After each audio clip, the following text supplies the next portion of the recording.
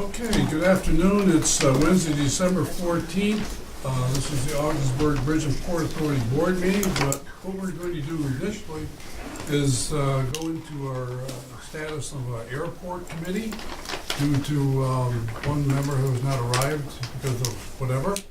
And so the reports and things that we have to do here today are actually a presentation relative to the airport and the airport committee. So why don't we just commence our meeting with that. And I thank all the people who traveled today. I know they're going to have tough travels going home with this southern route, whatever, but I appreciate everybody coming here today. And this is our final business meeting of the year. So with that, I'll call the meeting to order. Do you have any letters of communication? Well, Mr. Chairman, at this time, as this isn't a board meeting, I'd suggest that we go right into the presentations relative to the airport. Okay. Which, first up would be McFarland Johnson.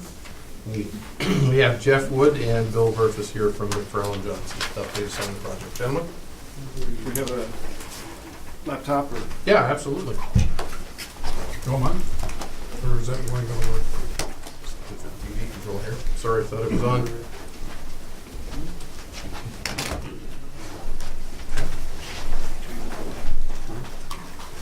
Actually, just take the whole unit and you can run it right from the podium there. Thank you. There's a mouse if you need it. USB is right here.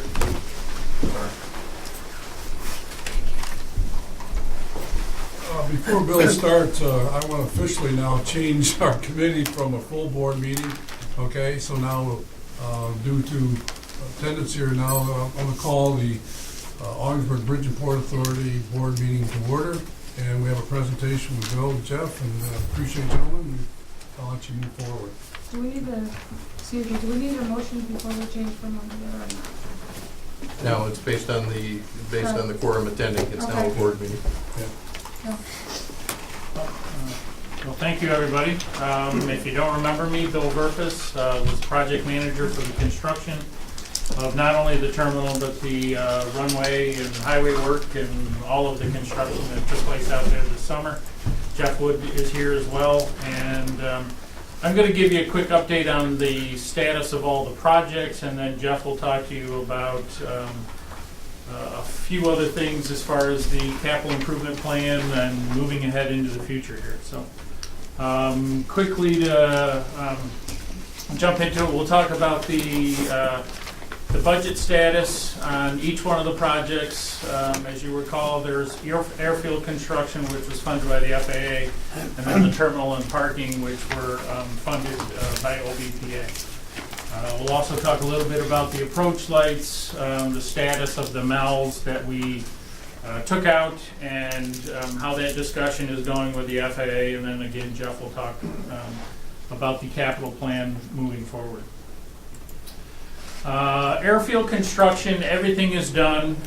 We've issued substantial completion to, that was Marcy Excavation, that contract, held that contract. They also held the parking lot contract. Really the two issues we had recently, we're looking to close the project with the New York State DOT. And get them to issue a substantial completion on the highway piece and close the permit. That is going well. We will have to work with them in the spring just to make sure that they don't have any punch list items. But we're under a 1-year warranty on all of that work, going back to the substantial completion date of late September. So we've got a year in which to address any of the issues that they come up with. We also had an outstanding issue that just recently got closed, was the PAPI, which is the Precision Approach Path Indicator. It's a navigational aid which needed to be flight checked. We did have some issues at the end of the project getting that properly flight checked. We were reusing the existing equipment, and that equipment had to be rebuilt. That flight check was just recently completed by the FAA, so we're in good shape there. I'll mention the reimbursable agreement. We have to have a reimbursable agreement set up with the Federal Aviation Administration in order to get the costs of doing those flight checks reimbursed through the grant. So with the completion of the flight check on the PAPI now, we can commence the process of closing the reimbursable agreement. Keep in mind, we are dealing with the federal government. That could take some time.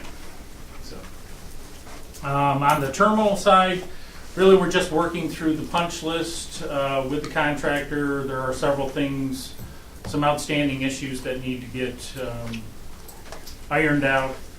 Little things like weather stripping and stuff that have kind of come to light over the last several months. And then we're also looking to get some prices for them to protect the baggage belt a little bit more from the weather. So we're working with them to try and get those prices taken care of. But those are, again, we're down to some very minor kind of final issues on the construction piece. Quickly to go over the budget, again, Marcy Excavation was held the airfield. We bid that in 3 different pieces. One was the airfield construction, one was the parking, and then there was a separate item in there to cover the relocation of the gas main. Total of about $17.5 million. Change orders on the airfield, we actually came in under budget, and that actually includes probably $300,000 worth of additional work that we ended up doing to cover some changes that were dictated by the FAA, change in their standards that occurred after the design was bid, as well as some fencing and other changes that were requested as the project proceeded. But that $39,000 includes all of those changes. So in reality, if we didn't have those changes, we probably would have come in closer to $400,000 under budget.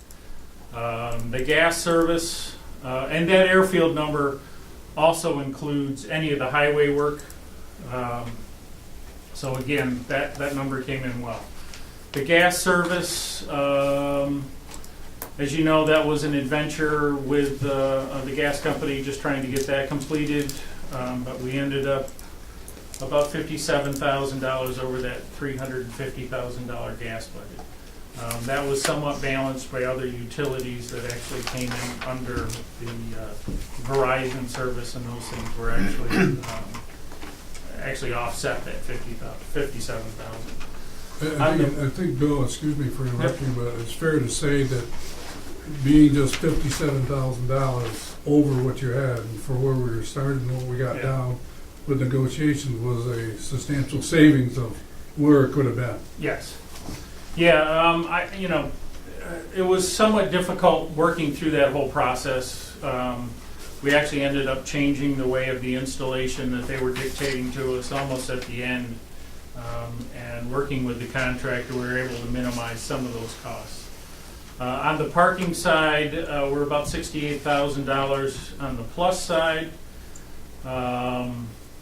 Some of that was due to changes. We added some additional pavement. We did a lot of additional painting. We did rearrange a few things there. But I think in the end it ends up being you've got some additional function to that parking lot with some bus parking and some other things. That also includes, we had some modifications to the revenue equipment out there that kind of came late in the game. Other miscellaneous changes that were actually incorporated under that contract included all the site work for the GSE building, extending utilities from the terminal building for water and sewer so that they could be hooked up at a later date. And then, of course, bringing the, adding some conduits and stuff for both running new cable services as well as new power services to the terminal building, which were actually included under Marcy's contract. So that was another $205,000. So, excuse me. Yes, go ahead. So those changes made, water, sewer, utilities, does that enable us to expand things in the future? Well, the water and the sewer allows you to hook up any public water and sewer. They've been extended underneath any of the paved surfaces. They've been extended out to an area where it can be very easily connected to any public water and sewer once once it's brought out from the city to the airport. Thank you. So it does save you some money in the future, as well as you've got additional power at the terminal building, and we updated the cable and network abilities and stuff at the airport too. So the sum of that at $291,000, which is approximately 1.6% of that original $17.5 million. On the terminal building side, again, that was split up with our 4 contracts. Bid price $3.6 million. Change orders were $225,000. There are 4, as I mentioned before, we're still working with the contractor to get some pricing to better protect that the baggage belt, and a couple other minor things that don't add up to a tremendous amount of money. I think we're looking at maybe $20,000 or something under any outstanding issues, but we haven't gotten pricing from the contractor on that at this point. Of that $225,000, $208,000 of that was basically reallocating space within the terminal building. We built a couple of new offices, had to retrofit some things to accommodate TSA, some changes that Allegiant asked for, as well as MAPCO and changes that OBPA requested. And that also includes power to the GSE building, a couple of those changes as well. So the total there, you're at about 6.2% of the original budget, and that's for that $225,000. Any questions there? What's the 4 change orders pending? One is for the, we were looking at it's kind of a curtain that goes on the outside of the building to protect that, the baggage claim area. Yeah. The other 3 are fairly minor. It is, oh geez, I'm drawing a blank. I've got them listed here, but they are for the a couple of additional changes to some of the overhead doors for baggage handling, and they're like, I'm not saying large overhead doors, but some of the smaller overhead doors. Okay. Does the 225 number include those? It does not. Okay. No. 225 is what we have to date, and then the other ones, as I mentioned, without having exact pricing from the contractor, I would say they're in the $25,000 range. And some of them, whether or not we accept them or not, is kind of up to the board here in the future, once we get that pricing. Yep. Well, that'll turn it over to Jeff, and he can talk about the Favorite- approach lights My that favorite topic. in construction we ripped out and buried. Here comes the mills.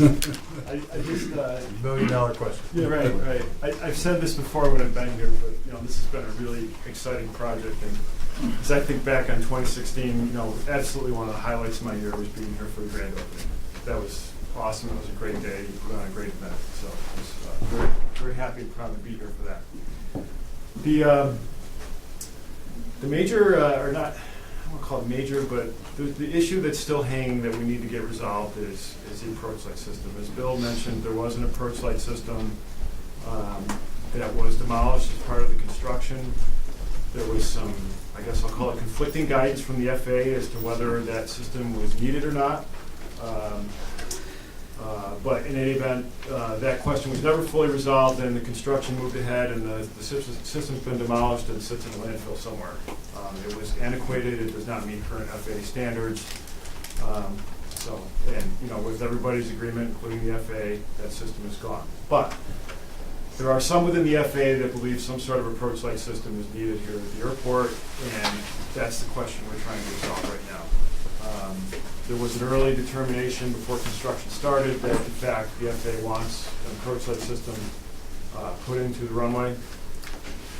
But based on the approaches that have been published and the extensive obstruction removal that was done as part of the construction, with real good minimums, there's no benefit.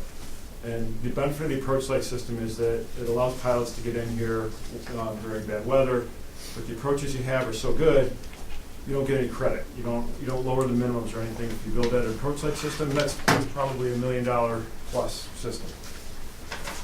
So, we discussed, but the FAA is to date insisting that approach light system needs to come. So we are continuing to talk with them about how do we approach that, who pays for it, what exactly gets put in.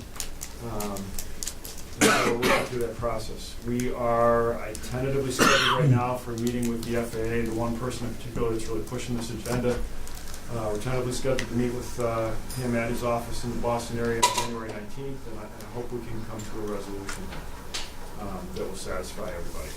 So not quite sure, to be honest with you, where he's coming from as far as why he's pushing this agenda, but we'll get to the bottom of it. We'll come up with something. I mean, ideally, if we could convince the FAA to put in a better system that would give you some credit for the approach, so you can get in under lower minimums, that'd be great. That's a win-win for everybody. But I just don't know if we can get that far or not. So we will keep you posted. But hopefully we'll come out of that meeting in January with at least an agreement on where we're going with that. Well, one of the central questions in that meeting will be, why would we spend $1 million of combined FAA and OBPA money for a system that has no benefit whatsoever? There's no public benefit there, why spend it? And the FAA, and to elaborate on that, the FAA has done a benefit cost on that approach light system, and it doesn't pass. So, why would you commit your money to do that? Why would the FAA spend their money? It doesn't make any sense. So, but we're not quite sure what the agenda is there, so we're trying to sort through that. Are there other airports, Jeff, that fall into the same category that we're dealing with that you know of? Off the top of my head, no, but I will tell you, in general, the FAA is getting rid of these ground-based systems. Okay. So, so I don't know. I wish I had a better handle on where they're coming from. So, but we'll figure it out, and we'll get through it, and hopefully we'll come up with a solution that works for everybody. So that's where we are with that. So stay tuned. I think that it's going to take a long time to get to a final resolution, but if we could at least get on a path, then I feel a lot better about it. This is hard to see. This is the capital improvement plan that was presented to the FAA back in when we were down there in November. I think it's in your packets. Hard copy is located, it's a legal sheet of paper that's It's on the very in the back. all the way in the back of your pack. So a couple of thoughts about this. You'll see it's a 5-year plan. It assumes that you'll get the 10,000 payments this year in calendar year 2016, which will kick you into having $1 million a year in entitlement funding beginning in federal fiscal year 2018. So that's our operating assumption, and it looks like maybe we're going to make it. So, the thought process here is pretty straightforward. What we propose to the FAA is a terminal area plan and a drainage master plan in fiscal year 17.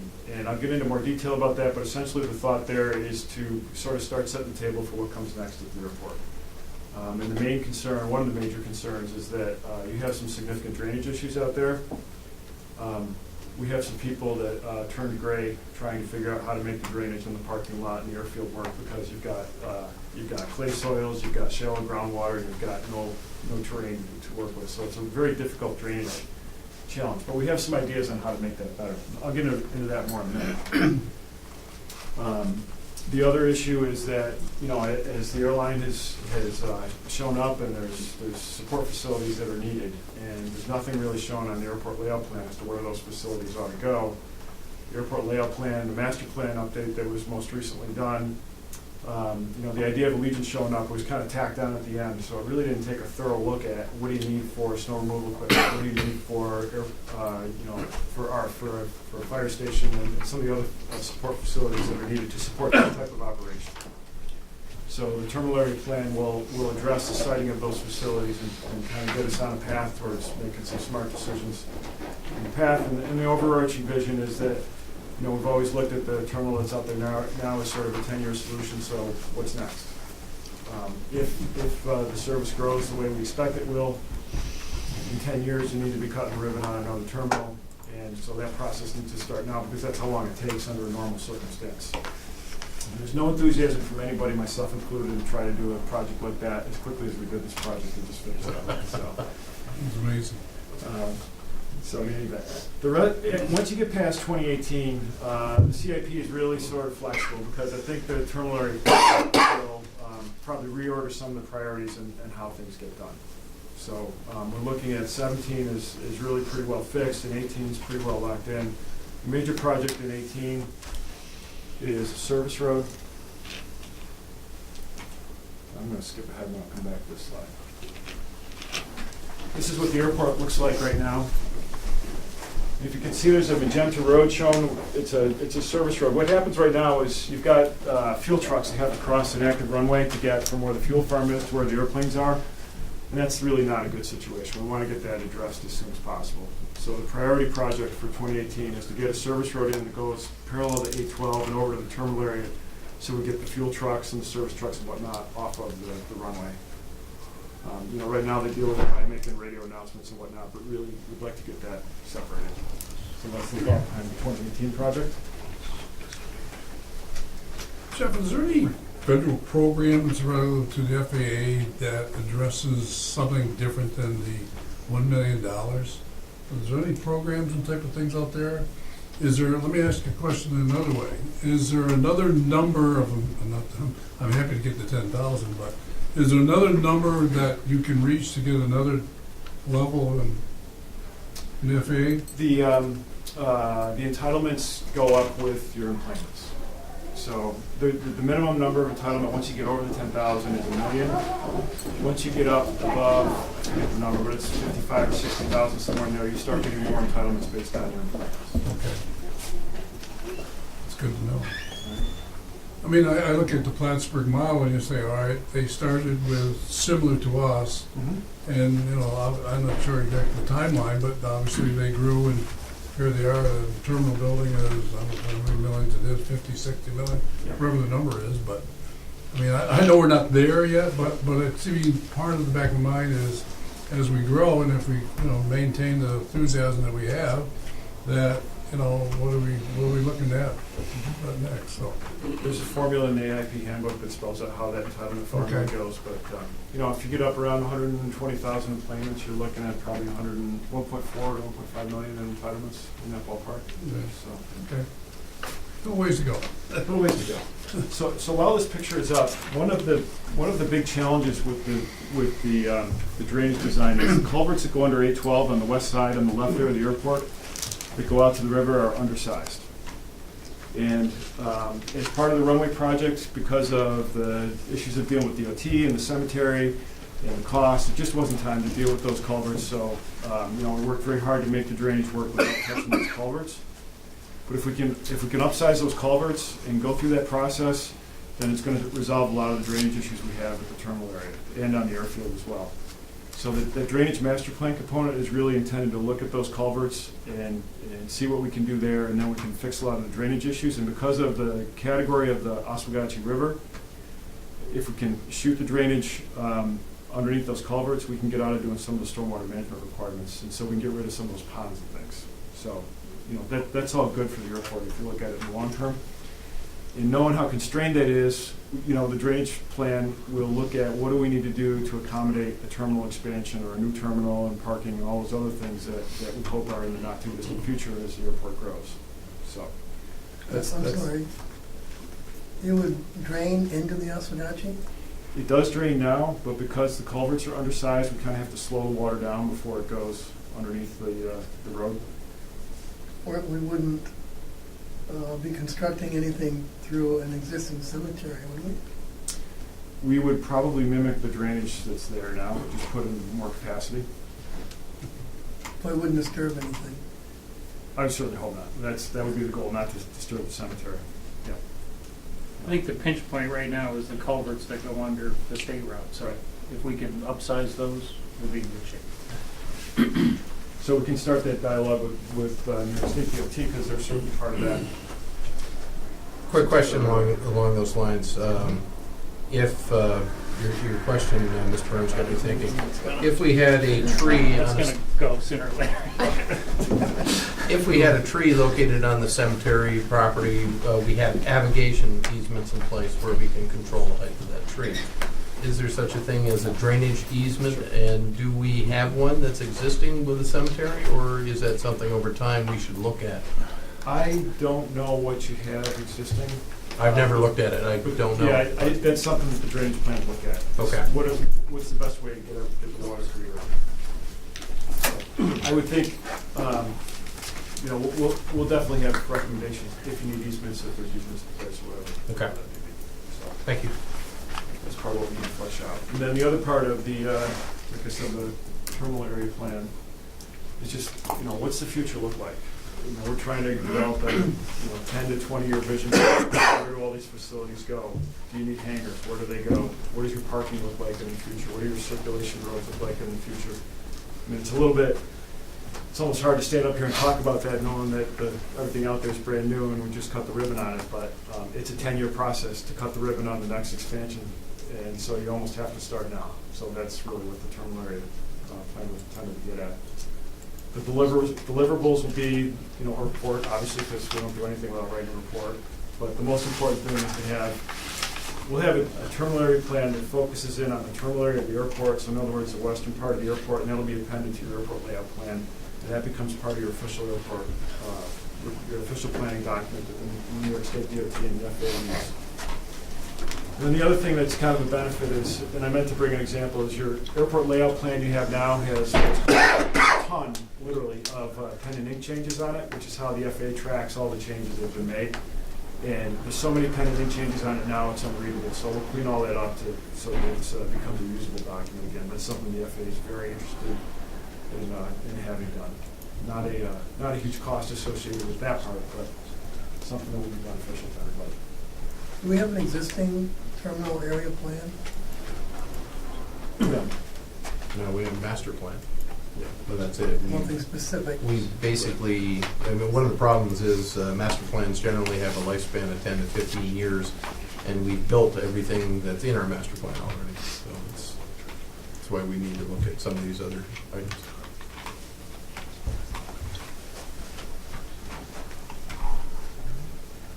Look at that. I think that's all I have.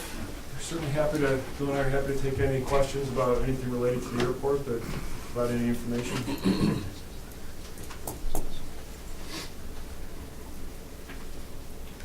Well, actually, I believe it was in your report, Wade, you had mentioned something about things not yet completed. You had a concern about that? Does that have anything to do with what we've heard today? No, it has to do, again, straight question, straight answer. It has to do with us not paying the contractor because we don't have the ability to do so. As a result, the contractor is refusing to proceed on punch list items, and we are addressing some of those punch list items in-house, and that's what you see referenced in my report through Steve Lawrence's group. And thank you, Steve. Thank you.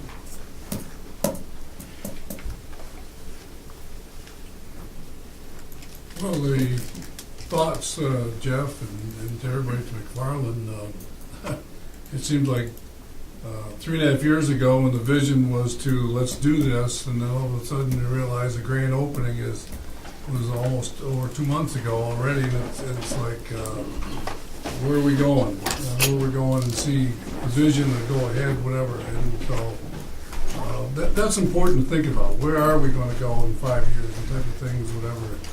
And obviously the board has to have that type of vision also to say, you know what, this is where we are and this is where we want to go. And I think McFarland has delivered, with that vision, whatever. And so to everybody in your organization, I thank you. I thank you. There is one other thing I want to bring up about the terminal area plan. It doesn't commit you to build anything. It just lays out your vision. So if things don't happen the way you want them to, you don't execute it. If they do, hopefully they will, and I think they will, then you've got a plan to be smart about setting facilities. Is that 10 years set in stone? Could it happen in 6 years or 7 years? For the construction? Yeah. Perhaps. We took a lot of shortcuts. I know. To get it. Well, we I know don't think this the in FAA 3.5. wants to hear 3 years again. If we go for 5 or 6, maybe. The way it lays out is this: the planning process in the FAA's world takes 2 years. The environmental process takes at least 2 years. So that's 4 before you've even started the design. You're probably looking at a year or 2 to design it, and you're looking at a year or 2 to construct it. So, throw a couple monkey wrenches in there, which we know are going to hit, and it becomes a 10-year process pretty quick. Could you do it in 6 or 8 years? Possibly. You guys have a good track record now. Well, I gotta say this, because, we had a special presentation, Diana was at Hershey, and Jeff got up and started telling all the things they were doing, and all of a sudden, ears are going around the room, and go, how'd you do that? I mean, nobody can do that. I mean, and it's like, how did you guys do? So the question was, how did you do it? And it's like, we don't want to tell everybody how we did, but it was a lot of hard work and meetings and type of things behind the scenes that people don't even know what happened. But it took a lot of help. It took a lot of help. It did, and I tell everybody when I talk to them privately about this that the key to the whole thing was the drive and the commitment of this board. It really was. Without the commitment and the follow through and the prompt action, it wouldn't have happened. Yeah. So. Any other questions for McFarland? Thank you. Thank you. Thanks, guys. The holidays to you. Any travels? Safe travel back. Next up, based on folks in the room, Mr. Chairman, I recommend that we have Vogel Aviation do their presentation. Thanks.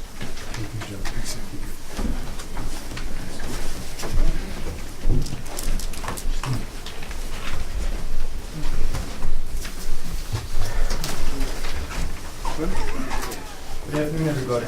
Brian C. Amber with Volo Aviation. Good to be back here. Welcome. Thank you. Accompanied by Todd Smith here. Todd's our business development executive, and Reed Atkinson just stepped out. Reed's our general manager of the facility as well. So I think he should be back shortly. Appreciate the opportunity to provide an update. Been 3 months. Quick 3 months. We wanted to just spend a few minutes just going through where we are, where we're going, and kind of make some recommendations on what we need to do moving forward. We started off here with, I guess we don't have it up here, do we? Does everyone have? No, it's on there. Oh, I'm sorry, is it on here somewhere? Right there.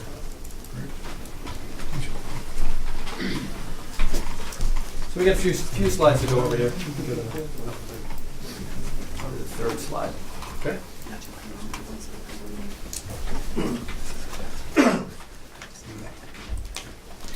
There's Reed. There's Reed Atkinson, our general manager here at Ogdensburg.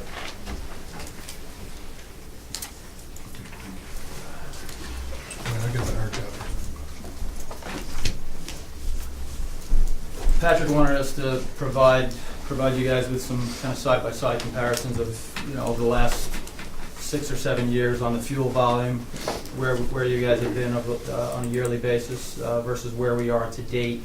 Obviously, a big chunk of the 95% of the majority of the fuel volume increase is obviously related to Allegiant.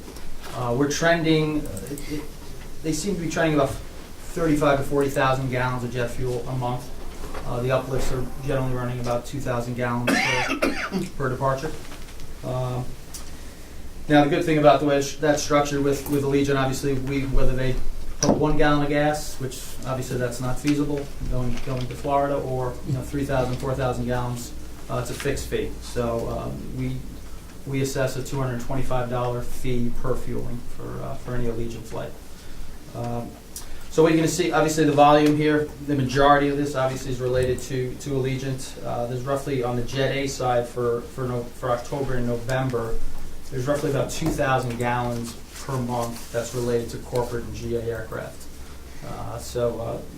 Which is actually a pretty good increase from what we've seen over the years, kind of trending some of the historicals.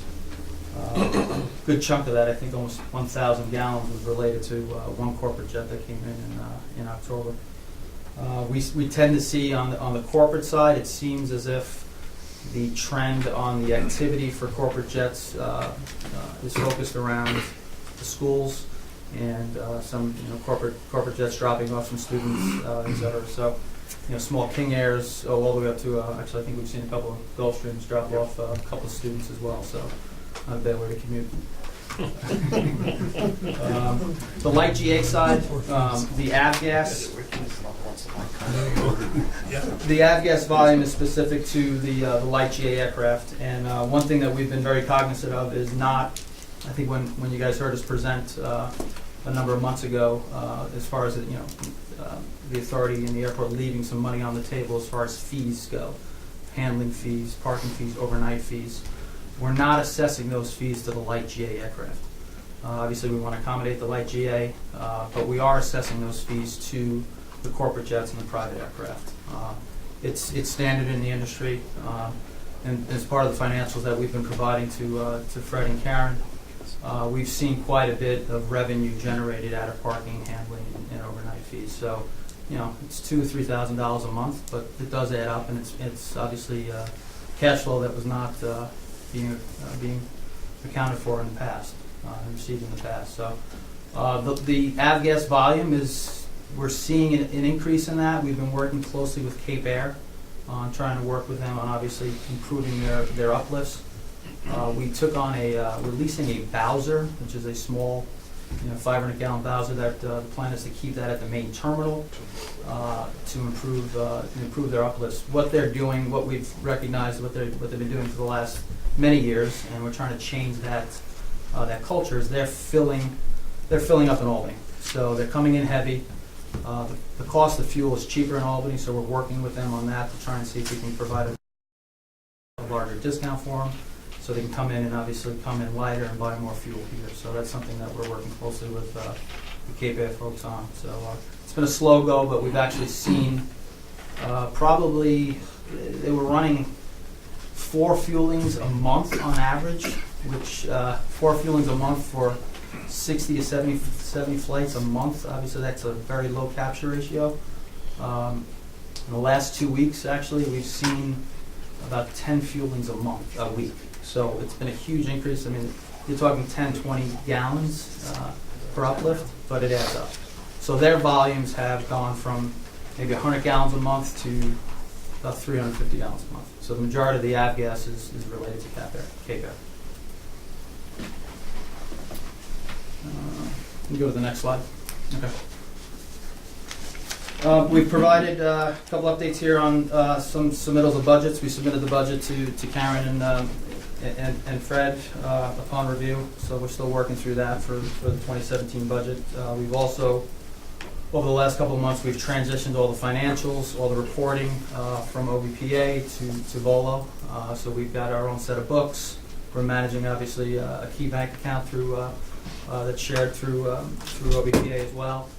So that's been a pretty solid transition. I appreciate the help from Karen and Fred on that. But I know we've had a lot of kind of open questions over the last couple of months, but I think we've pretty much got it to the point where we're managing it on a regular basis, and all the revenue, all the expenses are flowing through our books and through the joint account.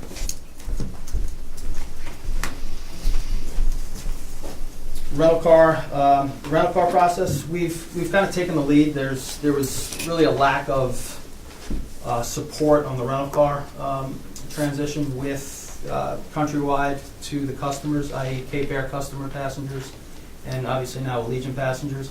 We've taken the lead to manage the process and work closely with Countrywide.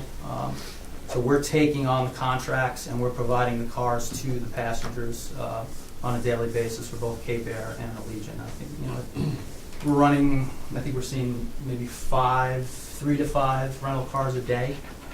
So that's obviously it's an increase, obviously, with Allegiant. But we thought we'd see a little more. But interesting enough, not many of the Allegiant passengers are actually renting cars, which I found to be kind of surprising. So maybe that's something that over time, as the passengers are educated, I think that will probably increase over time. Where, are you guys located in the terminal? We're not, and that does present somewhat of a logistical issue, but obviously we have ample time. It's scheduled, obviously we know when the flights are coming in. The cars are being delivered to the FBO side. We bring them over to the terminal. We hand deliver the contracts to the passengers, and then obviously on return we take the cars and Countrywide will come in and pick up the cars. So Brian, when you say 3 to 5 cars per day, are you saying 20 to 25 per week? Or are you talking the 2 days that... We recently, good question, we recently received, made a request to the Countrywide folks a couple of days ago, Todd did, and it seems like I want to say 40 to 50 was the number for October and November. During the flight days. Okay. Yes, the 3 to 4 flight days a week per Allegiant. Right. That's what we're saying. And I think that was a rough number from them. I don't know how detailed that report was, but I think that's something obviously we're going to work closely with them on tracking, maybe tracking more on a regular basis. Okay. Do we share some of the revenue in that? I'll be happy to send you the contract on that so you can see it, but yes. Thank you. On the other side of it, for the second bullet on that, you want competition in here. And the one thing that we've all talked about is getting one of the national chains in here too. That ups the game. And sometimes it gets a little bit difficult to work things. It's, Khan's business model, he's doing everything he can to open up business here where nobody else wanted to be a part of because he saw the opportunity. But at the end of the day, you want a robust rental car option so you don't have, I've heard the stories of some of board members driving people back over to Canada. So we don't want that happening. You might want to hit up because Todd's worked very closely with Countrywide on this as well as the shuttle vehicle, and I think that's something that they've stepped up and provided obviously for us to help support some of the passengers as far as the shuttle goes. So why don't you maybe talk a little bit about that? Well, within the contract, what basically happened a couple of weeks ago, 3 or 4 weeks ago, Khan was just exacerbated with one of the users that was issuing cars for him. I don't want to disparage anybody, but nevertheless, there was a lot of balls getting dropped. So he said, I got to get a vehicle. I said, well, here's the deal. I said, I'm not going to ask OBPA for another vehicle or another dime. If we're going to provide these services, drop off the car, clean them for you, refuel them when they need to be refueled, etc., then there's an additional cost that's going to add onto it. And you're going to have to work out with Wade and Patrick, where we're going to be at. So if you fly into OGS, whether from Florida or whatever, we'll come over and pick you up in a rental car by the MAPCO offices, bring you over, you fill out your contract, you go out the door. We just tell you where to park it when you get back. Normally, if it's a commercial side, they'll drop it off to those parking spots that we discussed this morning, and then we'll come in and pick them up, clean them out a little bit if they need it, or tell Countrywide whether they need to come out and replace that vehicle or do major work to it. But what we got out of it was like an 06 Lincoln Aviator.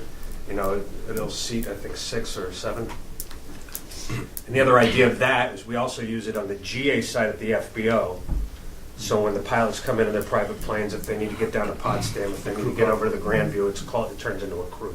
And guys, these are all accommodations and kind of amenities and the services that were not being provided prior. So between ourselves and obviously Countrywide stepping up, this is an enhancement obviously for the passengers that are coming in and out of OBPA. If I'm not familiar with Ogdensburg, how do I make the arrangement for a rental car? That's a very good question, and one of the things How that do we're people working know on. where to go if you're delivering these and make this arrangement? Short Excellent answer, segue. you don't. That's a problem. Allegiant has an exclusive 3PL deal with the national chain. We will be having discussions with that chain as well. Is there, And this is a problem at smaller airports across the country. This is nothing that's new to you all. If you go over to Plattsburgh now, I think it's Avis and Hertz are in there, but if you go get an enterprise rental car, you can drop it off there when you're done. They'll drop it off for you. The car keys will be there. The contract usually, who gives them the contract? Sometimes we do. Sometimes the people. But nevertheless, they have places to park them, but they don't have enough business to, to justify having a staff on there, so we work out those issues with them. So I think combined effort with some of those national change, like we were talking about, will make. Is there a A place liberty. in the terminal in the future to have a rental car? Like actually in the terminal where it'd be easier for? There is, it's currently John Morrison's office. Yeah, you. But yes, that was the place that was envisioned, yeah. You know, there, Sorry, Don. Sorry. well, I think one of the areas in the terminal that's got to be, we've got to look at and keep an eye on is how much traffic, if you go in the terminal, front door to the left, if you come out of the baggies, that area right there, sometimes you go in there, most of the time I've been in there, it's empty. And I'm saying, gee, something to go there, concession stand type thing, Absolutely. something. And I think we've got to monitor that, for 6-8 months to see what's going on there. And then we might, that might be an area where we can do something, I think. Because to me, it's sometimes it's dead space. Just dead space. I will say, a quick fix would be some sort of some signage, a kiosk, something that, where a passenger coming into Ogdensburg recognizes, and I've done this when I travel. Oh, I forgot, I got to set up around.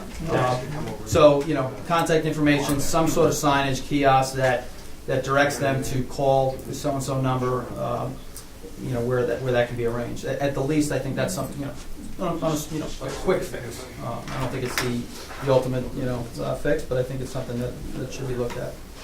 Well, if we're trying to reverse the travel pattern in the summer so that they come up here, you're absolutely right. We need to make arrangements so, they have car rental when they get here. Because I know when I booked to go the other way, right on Allegiant site, you do the car rental right there. Yes. And we tried to get Countrywide on Allegiant site, but due to their exclusive arrangement with their 3PL, it's not possible. So we're working two fronts. Front number one is improve the existing Countrywide service. Front number two is trying to get a national chain in there that could be on the Allegiant site. And I like the idea, though, the idea of a kiosk, driving people over to the FBO, I mean, how hard would it be for us to bring the contracts over? Because this is why it's collaborative with us, and thank you for the idea on that. But when they show up, we could give them the contracts and give them the keys to the cars right there and get them out the door. Yeah, and one thing we're working with Countrywide is and we've exchanged a number of emails in the last couple of days on this, is for us to actually execute the contract. We don't have the ability to do that because we don't have access to their system. And that's something we've talked about as far as setting that up, so we can actually see the contract through from beginning to end. Brian, Todd, whatever, I mean, I had this conversation with Todd today, just about where we are, the dynamics of us trying to understand you and all the things involved, whatever. And one of the things we talked about is to actually come to an airport committee meeting. And so we can problem solve and really take the time to digest, in the right form to see where we are, where we're going, what are the problems, what are the solutions, and grow from there. So I think that's one of the things that, after this meeting, we'll figure out where you want to be and try to do that as soon as possible. Absolutely.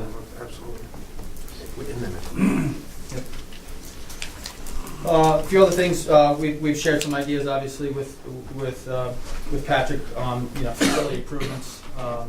So we're getting there. We're making some improvements and trying to set up the FBO, or if you want to call it an FBO, the shared facility, where we obviously occupy with Patrick and his team. Well, not Patrick anymore, but the OBPA team. So.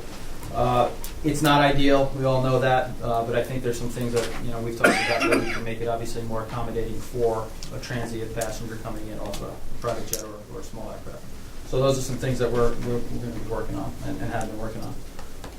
T-hanger leasing, we've taken on the T-hangers as well as obviously taking on the financial responsibility.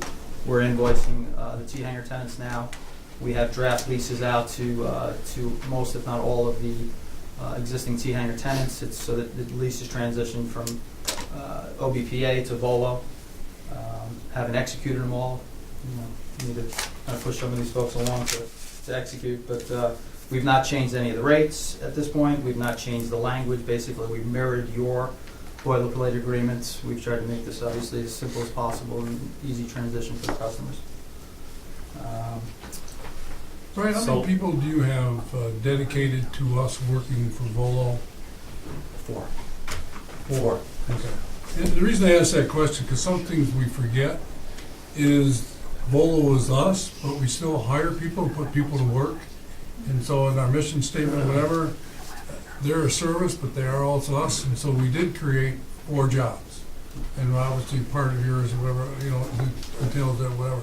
So those are good things to know, as we go forward. I mean, Trevor Dugan, the same thing. How many people how many is that involved? And so all the type of things as we build this, we are putting people to work. And I know it's cost us money to put them to work, but still in all, we're meeting some of the goals that we want to accomplish here.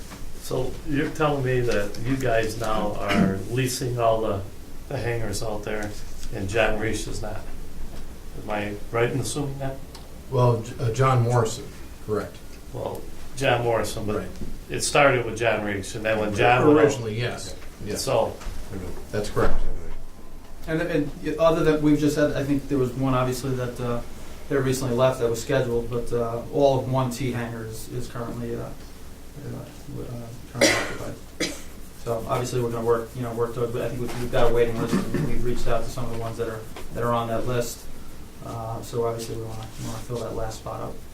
is that included in your regular proposal, what we're paying you? That's part of our responsibility, yes. I think I mentioned that. That's correct. As well as the Cape Air hangar, which is the commercial hangar, we've started to invoice, we're processing the Cape Air monthly hangar fee as well as a lease. So the revenue from that goes into our account that they share with us. I mean, it's our account, it's in our the EIN number. So it's not the EIN number. And the expenses of Volo are paid from that revenue. And that's part of the revenue, along with the fuel sales. So all of the fuel revenue, all of the T hangars, all of the revenue that's generated goes to you, right? We manage that account. We manage the books. We provide a monthly financial statement that reconciles to the bank account, and it's gone pretty well. Fee structure development, obviously, we kind of discussed. Obviously, we don't want to discourage the light GA, so we've obviously started to assess fees to the corporate aircraft, handling fees, parking fees, et cetera. So that's something we hit on a little while ago. Now, one thing that I'll let Todd kind of hit on is just kind of business development. The light GA world it's tough to move the needle on the light GA side. So we've reached out to some of the surrounding, not a lot, but some of the surrounding, like Potsdam, some of the surrounding light GA airports to see if we can obviously generate some more activity on the light GA side. So that's something that I'll let Todd hit on real briefly. Every week I go through every day of the week at Saranac, Messina, Potsdam, see what's going in there. Part of it is just tracking where they're coming in and out of for transient activity. One thing I wanted to bring up, if you saw the previous slide that goes with that, something Patrick saw that I overlooked, it was my fault. We don't want to structure those fees to, quite frankly, anger the light GA guy, the single engine guy or gal that wants to come in. And it's normal in every other large airport out there to charge $10 for a landing fee. A landing fee is an OBPA fee. A handling fee is an FBO fee, all right? And it's how you fix infrastructure and everything else. We didn't have any light GA, so if I'm charging them $10, that's only, Patrick brought this up. He says, that's only ticking them off. And I said, you know what, you're right. We want to grow that business, so we just talked about that. We're going to get rid of that charge. But those are the conversations that I'll either have directly, email, or written letters to who's flying into those airports that are our neighbors. I don't even want to call them our competition, but they're our neighbors, and encourage them by talking to them about the Healdalton Deli or, you know, the Grandview or whatever, and get them in the door. Further to that, to fill those hangars up and get you to add on to the CIP, you know, another 20 T hangars or more, is it's not just doing the handling of the lease itself. It's meeting the customer when they get there, parking the plane for them so they can just get in their car and they can go. Things that Patrick and I saw together where a rotary wing aircraft was hot refueling over at the, you know, things that most pilots would look at and say, ooh, it's kind of the Wild West. And it was when it wasn't a commercial activity there. If there wasn't somebody there all the time, kids are going to do what kids are going to do when nobody's looking. So now we're there and we're providing those things. So those are services that go beyond just, you know, renegotiating the lease. There's other things that we're bringing to them, detailing their plane if they need stuff, help with that, etc. So I don't know if that answers your question a little bit more. Yeah, I had no clue, that's why I asked. I wanted to know where we were going with this. Right. Yeah, and to give you an example of how, you know, obviously, you know, there's one employee basically, you know, handling the airport operations side and the FBO side. So aircraft now are being marshaled in. You obviously have self-serve, pilots refueling themselves. We're fueling the airplanes now. You know, we're driving the pilots and, you know, some of the passengers to local hotels or restaurants. So there's obviously the services have improved immensely with you know, the staff that we've brought on. And we got to tell that story. Yeah. To get them in, and that's helping because they're not used to it. That's not what they saw at Ogdensburg for years. And this is no disparagement to anybody that was doing anything with leases or anything like that. You know what I mean? Steve was a one-hand paper hanger, you know, picture hanger. I mean, it's a real deal. And we've all transitioned this into a pretty professional organization in the last couple of years, you know, due to the commercial side of it. And we'll grow more. And just to kind of hit on the staff, you know, we're lucky enough to have, you know, a satellite location in Plattsburgh. We've sent the 3 new hires that we brought on. They spent 2+ weeks in Plattsburgh, OJT training, fueling airplanes, obviously getting that exposure, the classroom training, curriculum, etc. So not only do we provide, you know, day-to-day support here for the 2 month during that kind of 2 months transition, we also sent our staff to Plattsburgh and actually to Connecticut on the for more of the customer service concierge training piece of it. So quite a bit of training that's gone on over the last 2 months, and we feel very good about the staff that we have. They understand our message, how we want our customers to be taken care of, and they've gone through the entire training, both obviously from classroom to OJT and to actually working on site at other FBOs. So yeah. Excuse me, before you move on. So the sales and marketing expense that's in the budget, that's what they're using to try to expand the business out there? Not our, that would be in that Volo budget. That's not in our That's sales. what I'm looking at theirs. Oh, yeah, in theirs, yes. Right, so that's Yes. what they're doing. Mm-hmm. Right. Yeah, Yes. it's not coming out of our other market. page Right, in the yeah. budget, yes. Yeah. And some of that is grassroots, local, and as well as national, you know, aviation conventions, et cetera, where you can get that exposure. So it's a combination of the two. You know, what Sam was a very good question, because last night when we had our finance committee meeting, whatever, and it's like as we went through there, whatever, we've never had a breakdown of what happens at the airport. And so now all of a sudden the business model of what we see, what we do, and looking at Bolo, we're going, okay. I mean, I don't say it's new. It's new what we try to understand and where we want to go with it. Right. And so the timeline, I try to think ahead a year from now. I said, what numbers am I going to see that really, how the year played out? And that's what. Well, it's keeping in mind, and Wade and Fred say it all the time, that you're us. Mm-hmm. So this is what they're doing on behalf of us and you, so. I just like to keep track of all the dollars, that's all. And it's a narrative across the board. Cape Air has done business the way they've done business for the longest time, and they haven't bought fuel because there hasn't been the opportunity for it. The pilots didn't want to get their fingers wet with, and I don't blame them. I was a pilot for years. I don't want to refuel the aircraft. I want to go and do what other things that I need to do before I need to get that. Anyways, that being said, that's been a difficult narrative to get across because we're doing something different. Right. And I don't know, I mean, up in New Hampshire where I live, change doesn't come that quick. I don't know what it's like in the North Country, but, It's about slow. I'm not saying a word. You can say the word slow. But But it's good. That's our good. staff has found it very challenging to actually, change that narrative and approach with the pilots because they're so accustomed to do it, putting the airplane in the hangar themselves, fueling the airplanes themselves. I mean, these are all things this is what we do. So, but it's changing. And with that, I'll just add one thing. I've talked with a lot, and I've spent a lot of time talking to our tenants and our T-hangar people and the users of our airport. And one of the main things when I came was they asked for specific services that we didn't offer. And that was one of the main things by getting an FBO to jump on board was that we needed an ability to offer these sorts of things. And the reaction to this has been extremely, extremely positive. Good.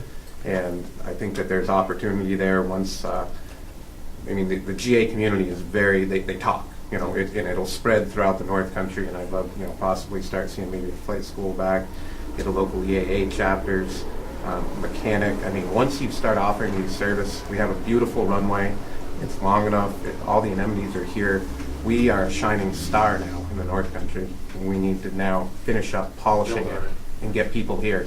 That's how you build a business, and that's what we're working on. Part of that polish, I think, is, I don't want to belabor this point, but we need to focus on improving upon the aesthetics and the amenities within the FBO terminal itself. There needs to be space for the pilots to hang their hat when they're spending a couple hours here. There needs to be a waiting area. So these are things that obviously, I think you guys know. Well, I was going to go to my list, what you're going to say about the lobby, because pilots that I know, I say, you go in there, what's there for them? Is there Wi-Fi? Is there this, that, for whatever I want to be? And it's like, it's not enticing, so I know we're going to work at that. We're a needy bunch. Pilots are a needy bunch. Gimme.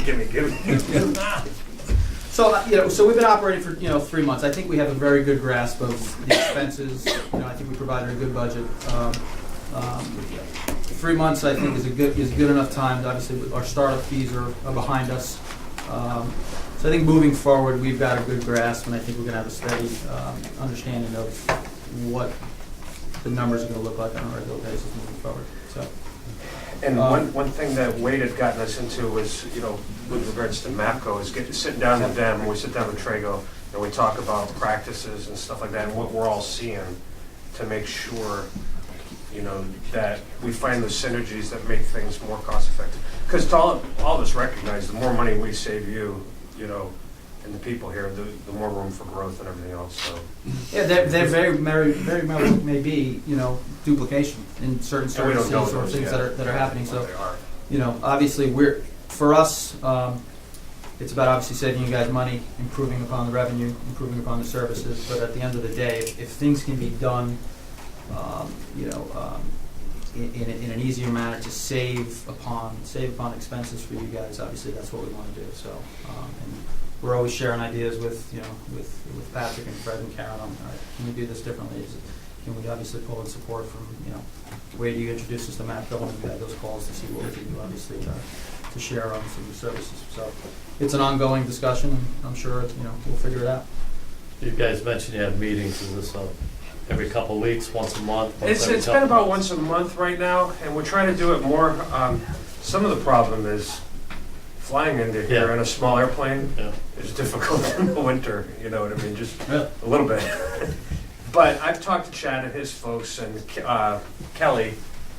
Reed sees her once a week, and they're just passing along information at that level. But when you see something, say something, is kind of the mentality that Wade had given us, to look at ways to fix things. Now, I can't give you a list of everything. Oh no, I guess because we're still at the infancy. I guess where I'm going with this is if you're going to have the meetings and stuff, if Patrick's involved as a board member, I'd like to know what you discussed at that meeting and, Right, and bring it to us, so we'll have a knowledge of what, absolutely, yes, sir, yes, sir. that's all. Yeah. Last piece I just want to hit on, we've made quite a bit of significant improvements on the fuel farm. Spent a little bit of money obviously to do so, but they were obviously safety items and things that needed to be addressed. So we're very comfortable with where the fuel farm is, and everything that we addressed and identified during our first couple of weeks here has been addressed, and we're very happy with that. So it's pretty much most of the overview, and kind of covers a lot of things we wanted to hit on. So Well, I kind of want to whisper what I said to Jeff over here real quick. That Bowser, that main thing, if everybody heard it, Jeff's exactly right. You want to limit, crossings, across an active runway. You're just asking for problems. And we recognize that when we're perpetually with this Bowser, it'll be permanently over there to refuel Cape Air to mitigate that risk. So that's kind of some of those things that get talked about, but it's getting more structured is what I'm trying to tell you. But again, that's like herding cats too. thank you guys. Thank you. Thank you. Thank you very much. Thank you. Thank you. So you get happy Thanks Christmas, a lot. everybody. Thanks, Matt.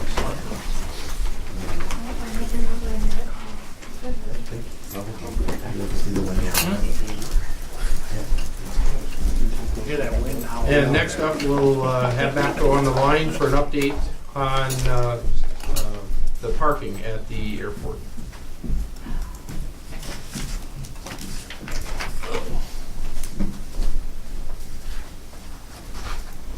Are they on the phone? Not yet. He's just down the road right now. Okay. So I apologize. Um, I'll take a 5 minute. Yeah, let's take a 5-minute recess. Yeah. A motion, take a 5-minute recess. So moved. Second. Second. All there? Aye. 5-minute